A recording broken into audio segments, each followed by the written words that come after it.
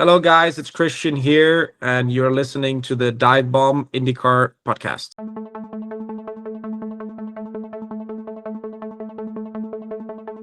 Welcome back to DIVEBOMB IndyCar Podcast, and we have another very special guest this week. It's a first-time guest on the show. Welcome to the show, Christian Lundgaard of Aaron McLaren. Great to have you, and we're 2 months into your season. How have you been spending your time thus far? Well, thank you. I've been waking up to snow. I guess that's what I've been doing. Played a little bit of golf, been traveling around, went to Austin. We had an event out in Vegas with McLaren Automotive, and kind of just doing small bits of pieces, in terms of appearances and stuff. Working with the team, trying to get faster for next year, of course. Does the snow stop the golf still, or do you persevere through? Here it does, for sure. I will be going to Vegas for the F1 race, so I'll bring the clubs out there, and hopefully I get to play a couple of rounds out there. Colton lives in Vegas, so he's a member of a course out there, so I'll hopefully get to play with him. Nice. It never stops in this off-season. That's good to hear. So, Right.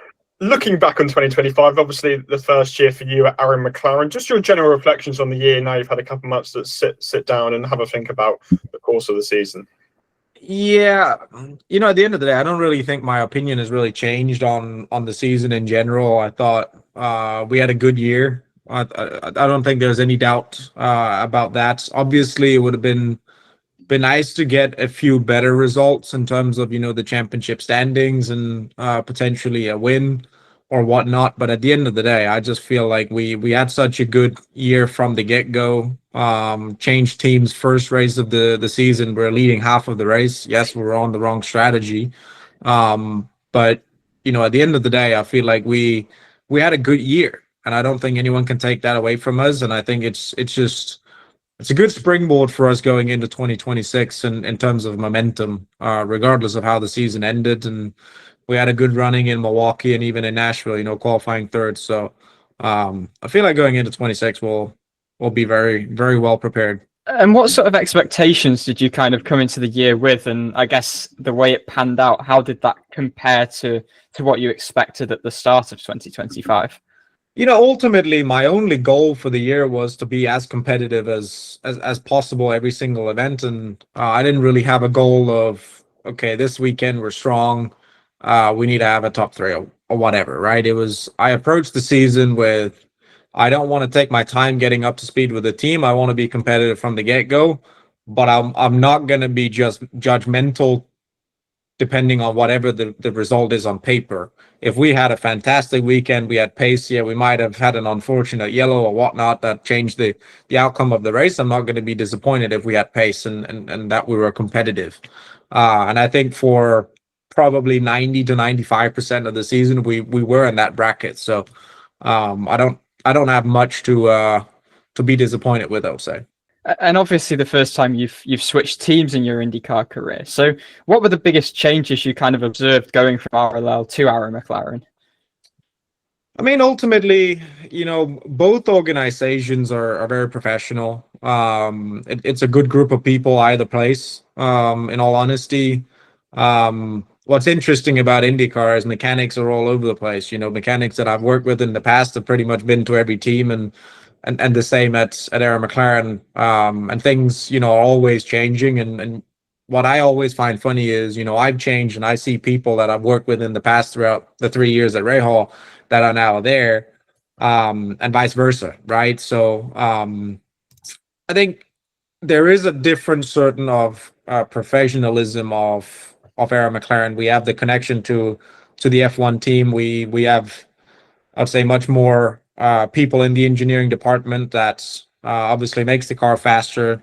Overall, I think it's just an upgrade. They're both good organizations. I think we're just a lot further ahead in terms of technology behind the scenes.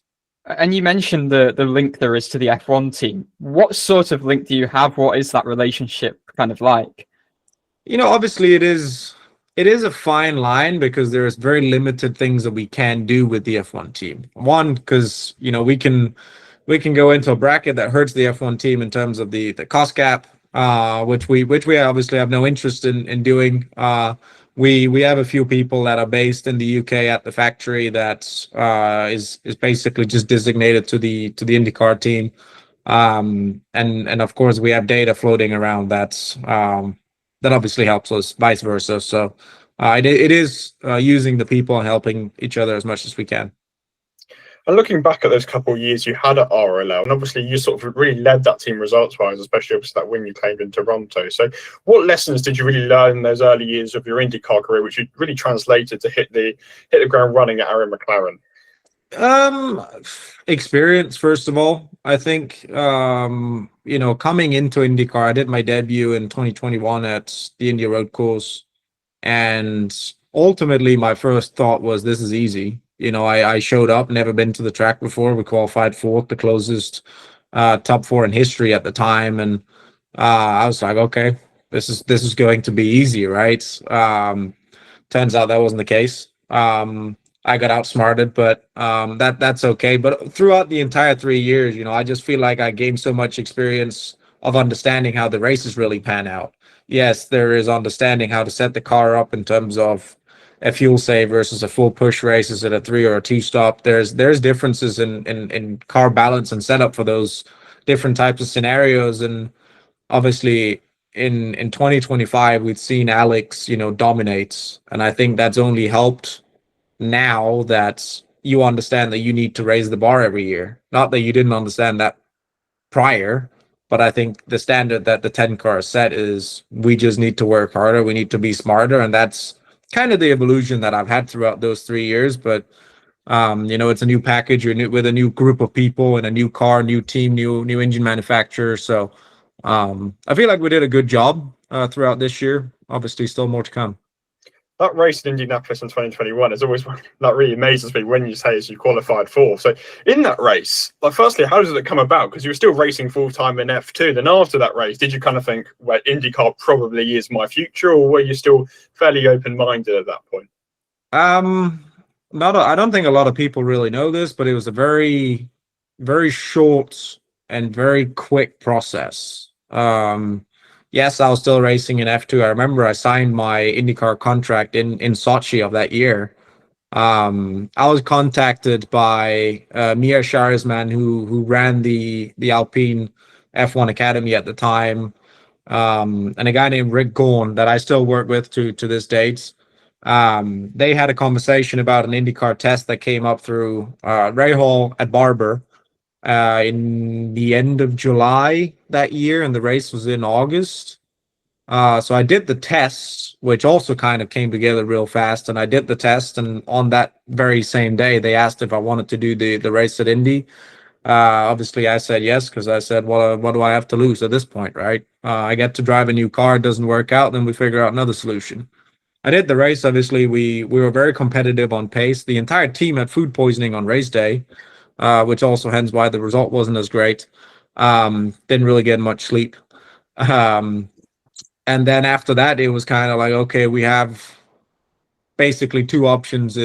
Are we still going to try to take the European path, or are we going to try something new and do something more long term? And we took the decision to come over here, and I wouldn't quite say I've ever regretted that decision. So that's a positive.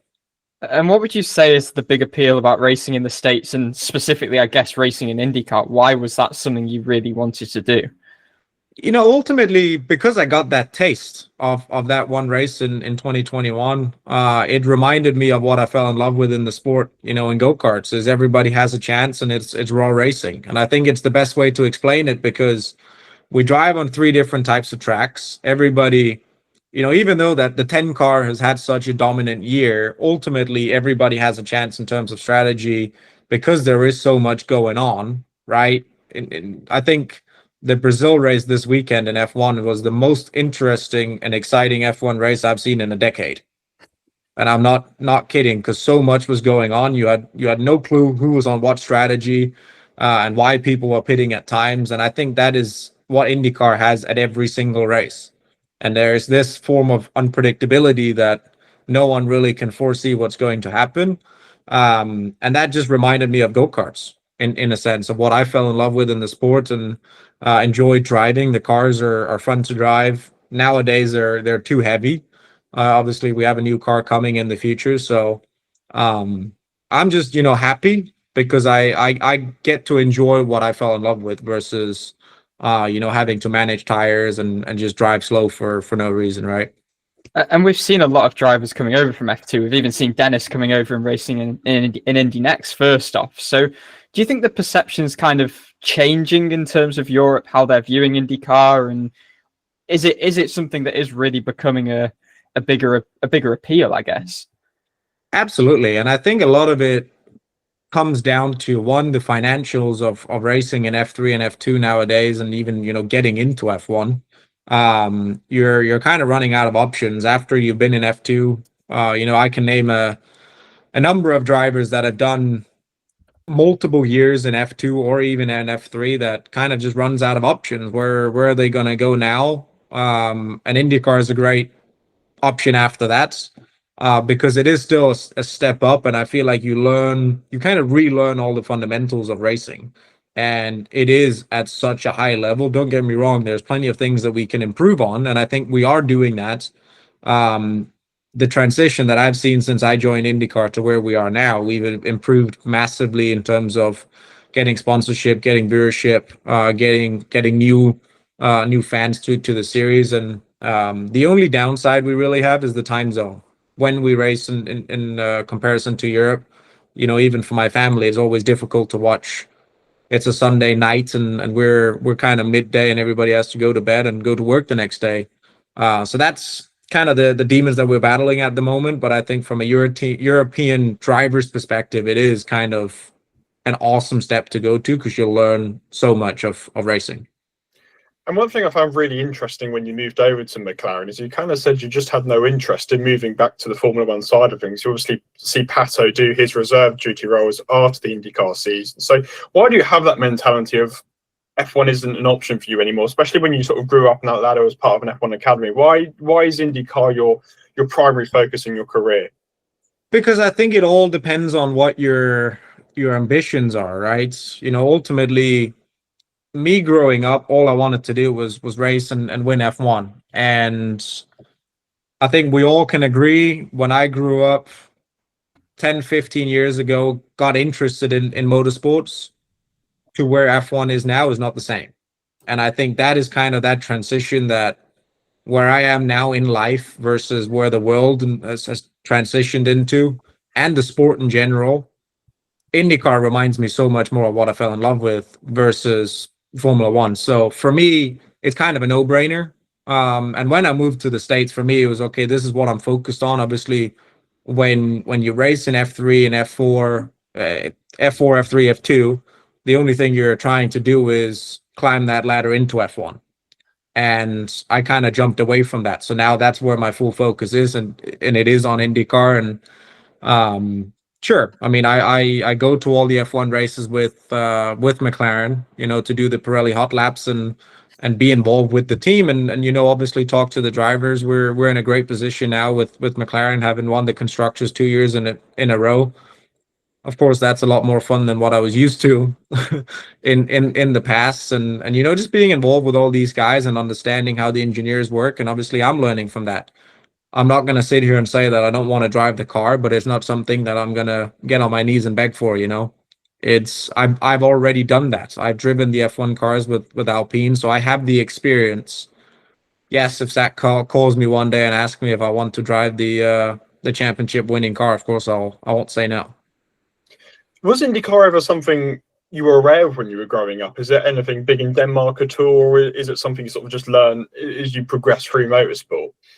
So we've had a few drivers in the past that has I don't think we've ever had anyone race full time in IndyCar, but it isn't necessarily the most known of thing.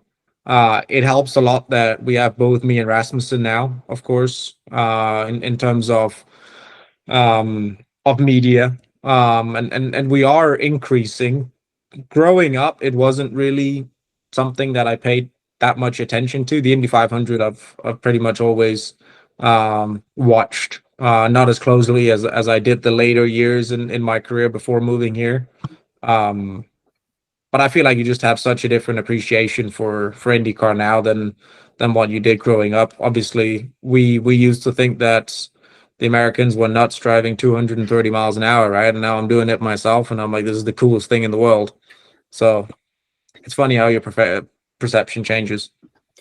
And when you look back in the year, what would you say the biggest areas of improvement are for 2026? I mean, how would you turn all those second places you had? I feel like some of them probably should have been wins across the course of the year, but how would you turn those second and third places into victories and sort of just cut out that sort of mid-season lull that you had throughout the year?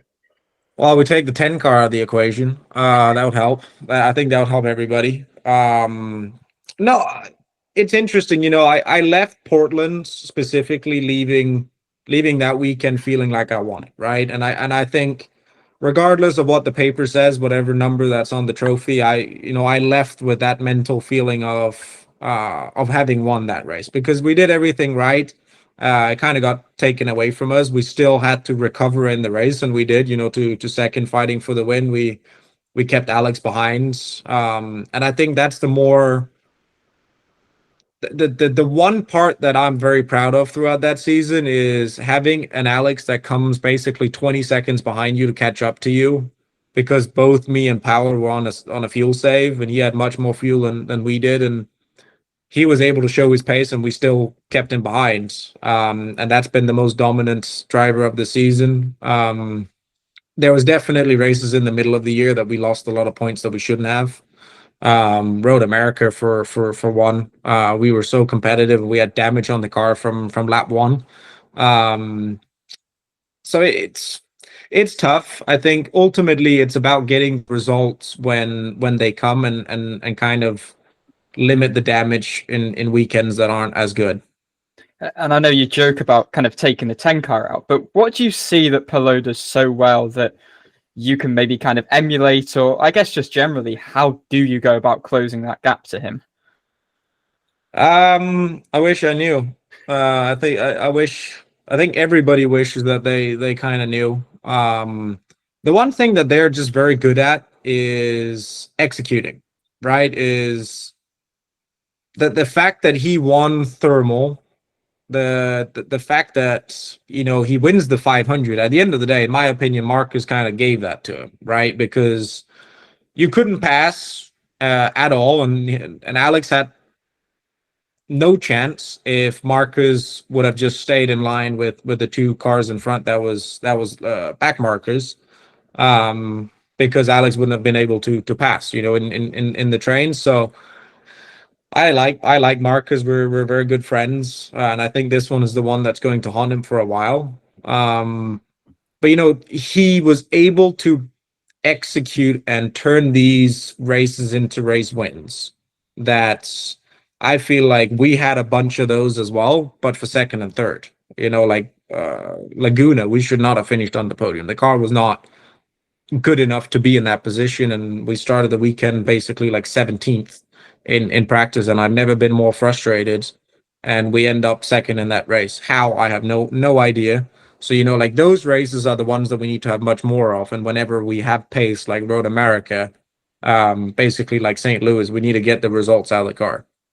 And I remember hearing you speak quite late in the season about the fact that you almost had to relearn ovals this year, kind of going from RLL to Aaron McLaren. So just talk a bit about why and that process that you've kind of been on ovals this year.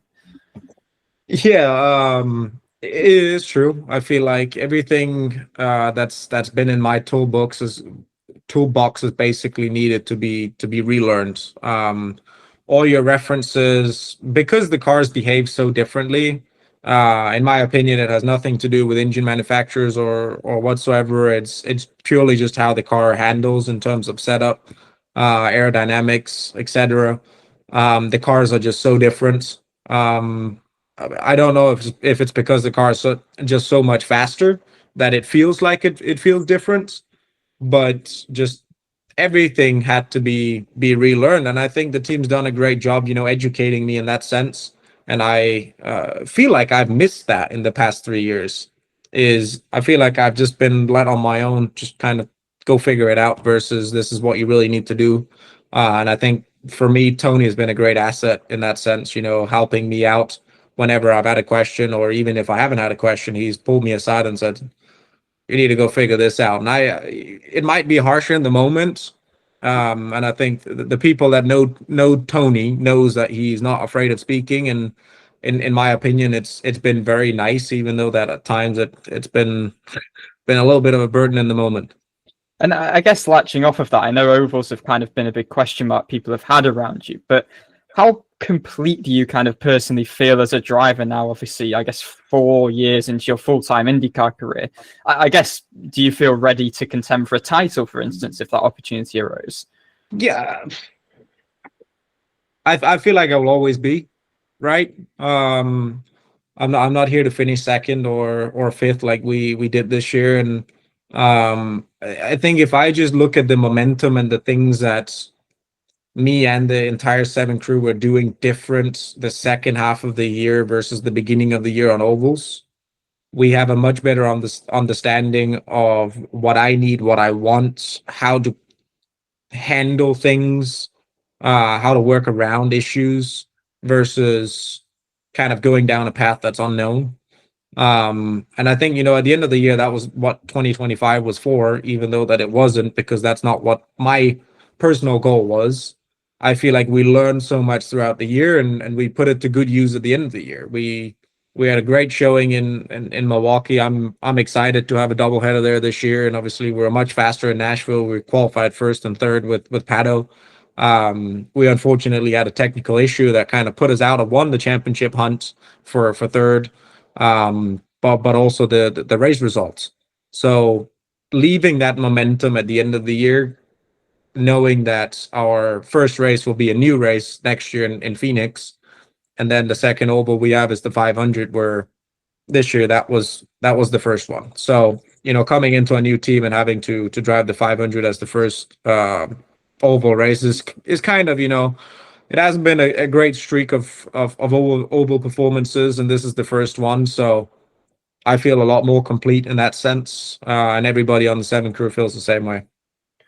And as you sort of alluded to, we had you and Pato at the front of the field quite consistently throughout the course of the year. It's sort of the first time in your career you've had a teammate who's really, in IndyCar career, you're having a teammate who's at the front with you. And it's sort of the first time we're really seeing McLaren have 2 cars operate at the front on a consistent basis. So how important is it as a team to have 2 cars that are competitive week in, week out? And how do you think the team have really made that step forward this year?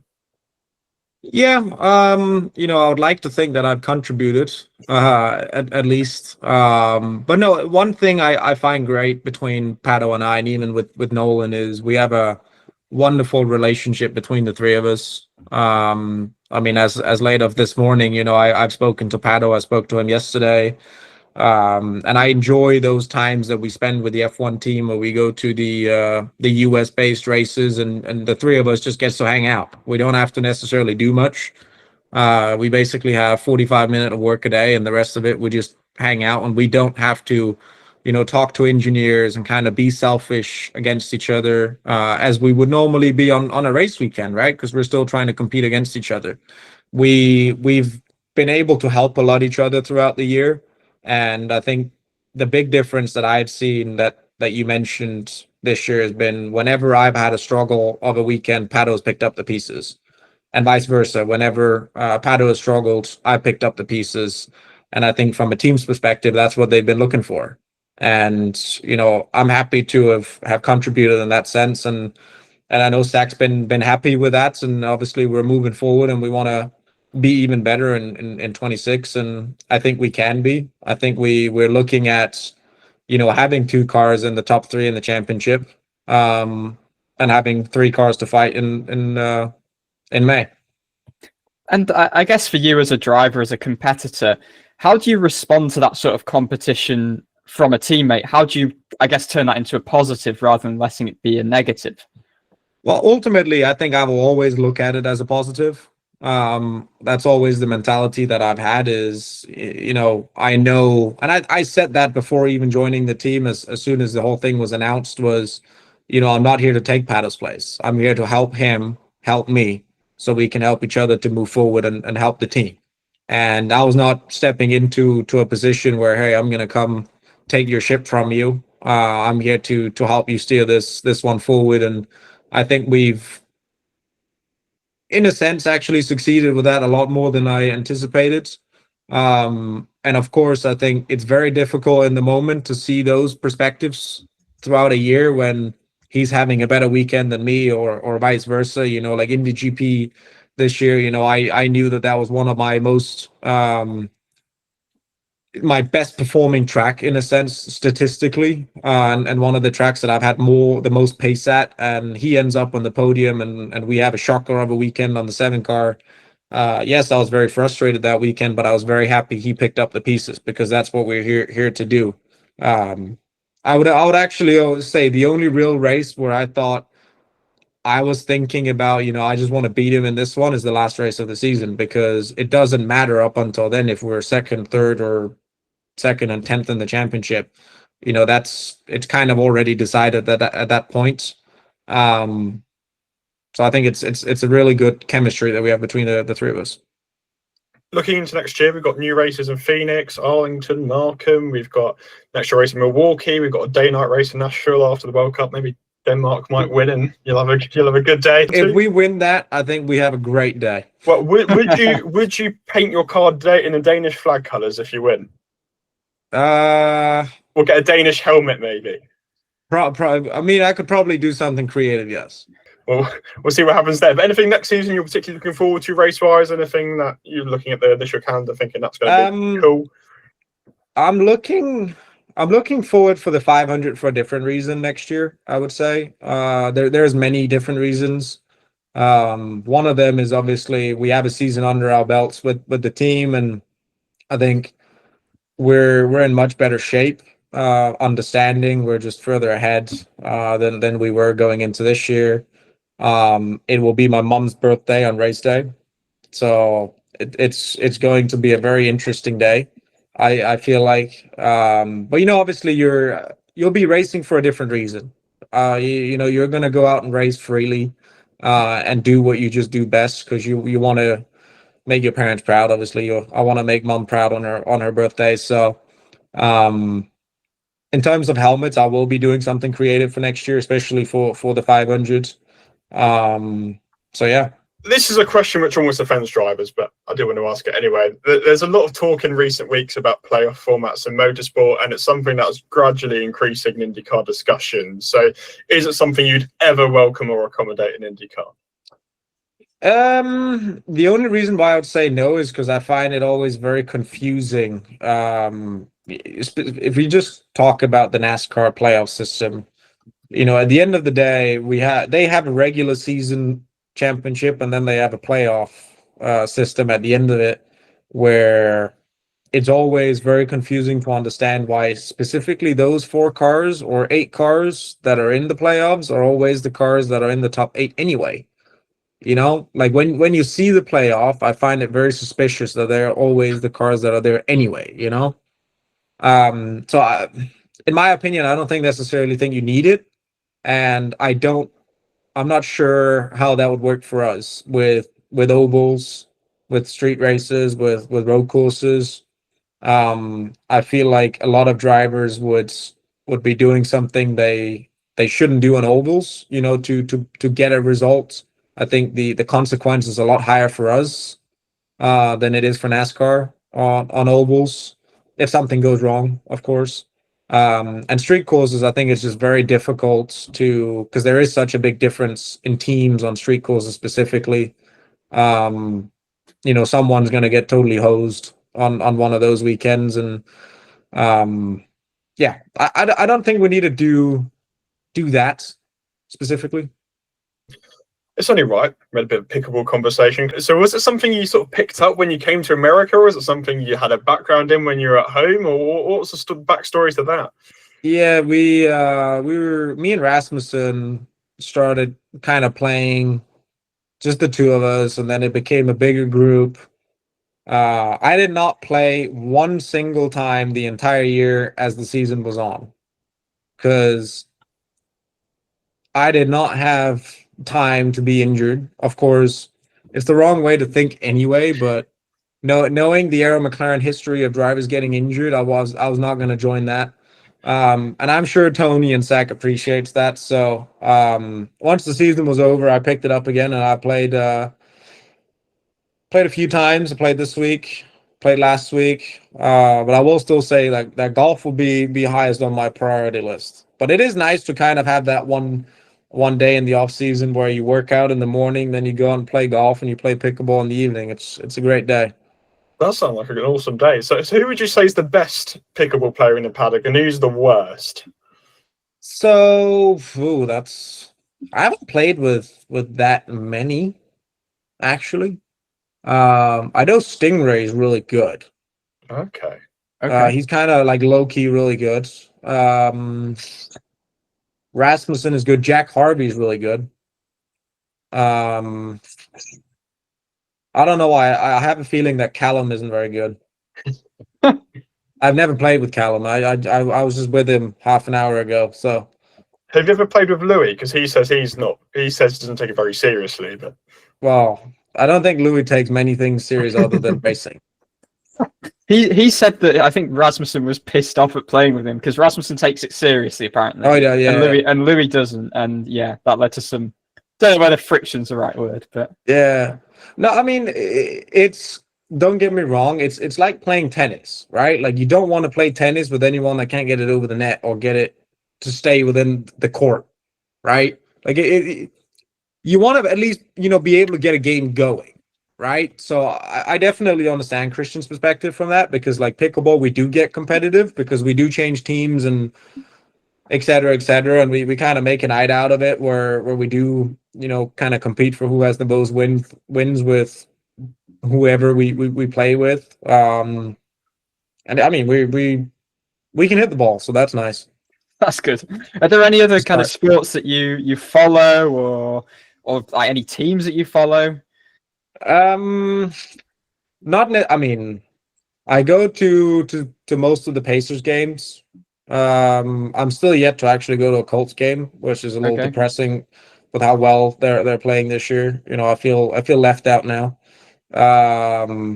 Pacers aren't playing very well, so maybe it's time to change. Yeah. No, I mean it's been great the past 2 years. Yeah, past 2 years, yes. This season, but it's been great for us because the playoff season is basically when we're in May, and all their games are obviously, well, I guess half of them are at home, and they kind of work out for us. So we are able to go watch the games even throughout our season. And I went to the 4th game of the final last year at home, which was pretty cool. I didn't expect to ever be at an NBA Finals game. So that was awesome. I'll be going this weekend on Saturday when they're playing the Raptors. So I'm bringing DiFrancesco because he's Canadian. Oh yeah, cool. So I guess we'll be betting against each other, I guess. Nice. And we always ask drivers who have been over here in the UK what their fondest memories are. So what are your kind of immediate memories of obviously being based over here? Not the greatest. I